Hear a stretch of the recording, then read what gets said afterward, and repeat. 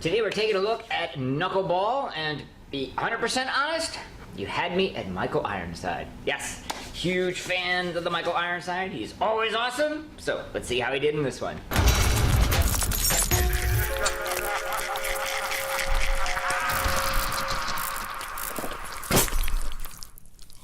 Before we start, gotta let everybody know this is gonna be a spoiler-filled review, so if you haven't seen the movie yet, go check it out.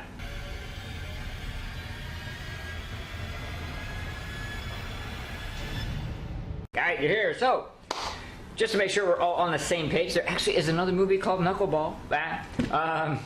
Young kid gets dropped off out in the remote wilderness in the winter with his grandpa, Michael Ironside, hell yeah, and meets the creepy neighbor. Michael Ironside dies, and, hilarity ensues. We begin with likes, and what do I like? Well, okay, I like Michael Ironside, and that is actually specific to this movie because obviously didn't have the budget to get him to star. It is tragic to see Michael Ironside as the grandfather. He can still kick ass. Regardless, the small amount of screen time he did have was definitely maximized. Powerful presence, powerful actor, really did a tremendous job. So yes, I do like Michael Ironside, but by the same token, if he turns it a stinker, I'm going to say this definitely was not one of them. Number two thing that I liked was that the remote farm, for lack of a better word, in the winter was in and of itself almost a character of the movie or an aspect of the film. And that is to say that my gripe with so many horror movies is they put their characters in a setting that is easily escaped from or left. And this wasn't it. I mean, kid is very young, can't drive, really didn't see a car at all. He got dropped off. It's the middle of winter, there's a snowstorm, semi-blizzard thing going on. He's trapped, legit. Yeah, he can get out of the house, and he does, but there's nowhere to go. And I thought that was very well done. It sort of added to the dread of what he was going through. And while we're on the subject of acting, we were with Michael Ironside. I do apologize, I did not write his name down. This was right after watching it, so it was fresh in my head. The actor who played the psycho next door neighbor / Michael Ironside's secret illegitimate son was very good at doing crazy. Crazy is not as easy as most people would like to think it. It's very easy to roll it over into parody, and if it's understated, you just come off as, a little odd. But he walked that line very well, and I definitely enjoyed that. Alright, it's dislikes time. So, right off the bat, not enough Michael Ironside. And again, there's never enough Michael Ironside. However, really getting into the nitty-gritty of it, the writing on this one was really bad. It basically is another case where they were like, oh, what if we did Home Alone in a horror adult setting?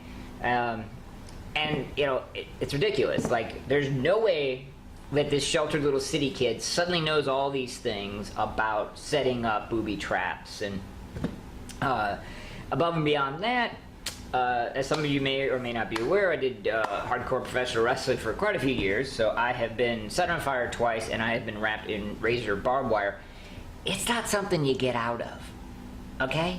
Like, we would go back and we would have to be cut out so that, the bad guy gets wrapped in it and then he just throws it off. That's ridiculous. You get hideously burnt like he did, you're not walking around, man. That shit hurts. Incapacitation hurt. Oftentimes going into systemic shock hurt. Okay? And yes, I know I'm supposed to do some willing suspension of disbelief, but this was supposed to be very grounded in reality. We were not dealing with a Jason or a Michael Myers. This was the real world. In the real world, that wouldn't happen. Plus, they attempted to tie this very tenuous string, and it failed, that the grandfather Michael Ironside was a killer, and his illegitimate son, the wacko neighbor, is a killer. And we're supposed to think that his grandson is a killer as well, because it is one thing for him to set up traps to try to thwart his invader, quite another thing to premeditatively section off bottles of gasoline, throw them on this individual human being, and then set him on fire. Okay? It didn't work. I wasn't buying it. And then, you know, we get to the third act, and you know, they're like, hey, we got to make that connection because we haven't the whole rest of the frickin' movie. So, I don't know, let's throw the mom in the basement in a cage. The mom of the psycho boy. What? Like, why is she there? Why has she been there for 20 plus years? What, then, oh, we're gonna show a whole thing of videotapes. Really, what's on the tapes? Well, we're never gonna answer that. It was just very sloppy, very rushed. Very, you know, we're trying to make some big point. We have this idea, but you just didn't execute it properly at all, and it absolutely took and tore me right out of the narrative. And then ultimately the final dislike is that this is being marketed as a horror movie. It's not. I really hate when they do this just because it doesn't necessarily fit the traditional thriller role. It's not a horror movie. Just because there's some blood, it's not a horror movie.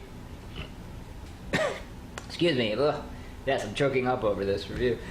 It's definitely, you know, a thriller, shall we say, but not a horror movie. It is Pinhead time, and Michael Ironside is always worth a Pinhead.